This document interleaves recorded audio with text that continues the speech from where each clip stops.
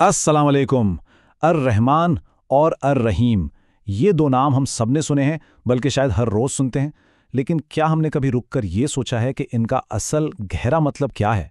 आज हम यही जानने की कोशिश करेंगे कि इन अल्फाज के पीछे जो मानी छुपे हैं वो हमारी आम समझ से कहीं ज़्यादा ताकतवर हैं। तो आइए सबसे पहले इस बुनियादी सवाल से ही शुरू करते हैं कि निहायत मेहरबान होने का असल मतलब क्या हो सकता है। और देखें, मसला असल में यहीं से शुरू होता है।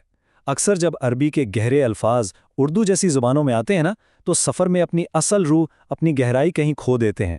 और नतीजा ये होता है कि हम उनके असल ताकतवर मफ़हूम से बहुत दूर हो जाते हैं।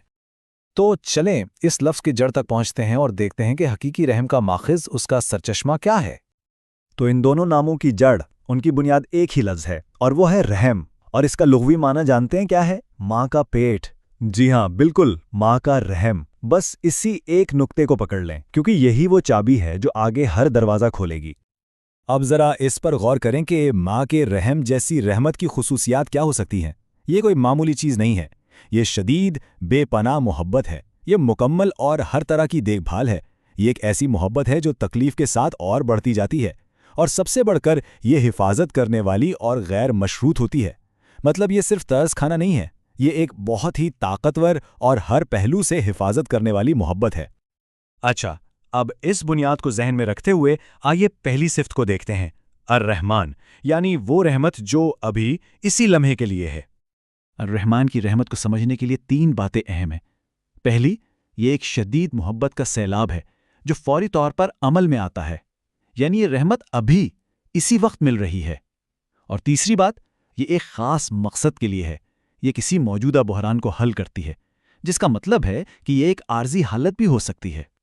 इसको समझने के लिए एक बहुत ज़बरदस्त मिसाल है। सोचें, जब कोई शख्स शदीद भूखा हो तो उससे किस चीज़ की फ़िक्र होती है? अगले हफ्ते की? कल की? नहीं, उसे सिर्फ और सिर्फ अभी की फ़िक्र होती है। बस अभी कुछ मिल जाए। अल्लाह रहमान की रहमत बिल्कुल इसी तरह हमारे फौरी शदीद बहरान को हल करती है।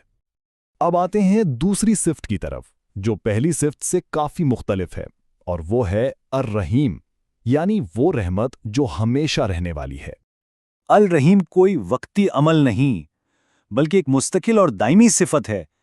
ये रहमत की एक ऐसी सलाहियत है जो कभी ख़त्म नहीं होती। ये ज़ात का एक लाजमी हिस्सा है जो हमेशा मौजूद रहता है, चाहे इसका हर लम्हे इजहार हो रहा हो या नहीं। यूं समझें जैसे एक बहुत ताकतवर इंजन। ताकत तो उसमें हर वक्त मौजूद है, यहाँ तक कि जब गाड़ी पार्किंग में खड़ी हो। बिल्कुल इसी तरह अर्रहीम की रहमत की सलाहियत हमेशा मौजूद है, चाहे वो हर लम्हे फ़ाल तौर पर नज़र ना भी आ रही हो। तो यहाँ एक अहम सवाल पैदा होता है कि आखिर हमें इन दोनों किस्म की रहमतों की ज़रूरत क्यों है? इन दोनों में फ़र्क को इस तरह से समझा जा सकता है। अर्रहमान एक फौरी और शदीद अमल है, रहमत का एक सैलाब जो किसी मौजूदा बहरान से निमटने के लिए आता है। दूसरी तरफ अर्रहीम एक मुस्तकिल और दायमी सिफ्त है, एक लाजवाल सलाहियत जो हमारे मुस्तकबिल को महफूज बनाती है। एक रहमत हमारी वक्ती ज़रूरत पूरी करती है, जबकि दूसरी हमें हमेशा के लिए तहफ़्फ़ुज़ का एहसास दिलाती है। और ये चीज़ बराह रास्त हमारी इंसानी फितरत से जुड़ती है। हम सब अपनी ज़िंदगी में आज के मसाइल और कल की परेशानियों के दरमियान ही तो फंसे रहते हैं, है ना?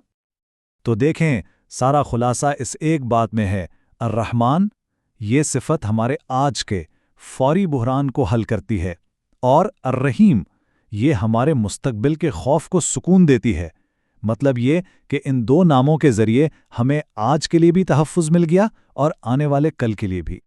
तो आखिर में ये सवाल हमारे सोचने के लिए है, जब हम रहमत के इस गहरे और मुकम्मल माने को जान लेते हैं तो अल्लाह की ज़ात के बारे में हमारा नुक्ता नज़र कैसे बदलता है?